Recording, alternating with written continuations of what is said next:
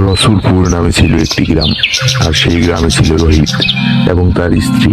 তারা দুজন খুব গরিব ছিল। রোহিত প্রতিদিন আড়ত থেকে ডাব কিনে এনে বাজারে বিক্রি করত, আর এ দিয়ে তার সংসার চলত।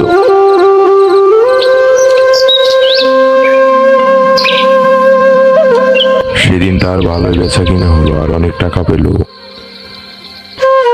আর এভাবে অনেকদিন কেটে যায় আর তার ব্যবসা অনেক ভালো চলছিল। হঠাৎ একদিন রাস্তা দিয়ে ডাব নিয়ে আসার সময় রোহিতের অ্যাক্সিডেন্ট হয়ে যায়, আর গ্রামের সবাই মিলে রোহিতের লাশকে শ্মশানের দিকে নিয়ে যেতে থাকে। আর শ্মশানে নিয়ে গিয়ে তারা সবাই রোহিতের লাশকে পুড়তে থাকে।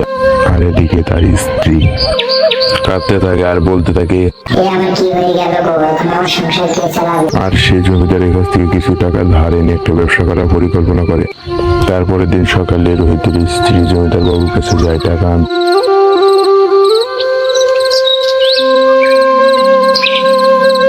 জমিদার বাবু, আপনার কাছে এলাম কিছু টাকা হালুয়া কিনতে, যদি আমাকে টাকাটা দিতেন খুব উপকার হতো। আচ্ছা ঠিক আছে, এই নাও টাকা। ধন্যবাদ জমিদার বাবু, আমার অনেক উপকার হলো। তারপর সেই টাকা দিয়ে সে একটা ব্যবসা শুরু করলো ও তার সংসার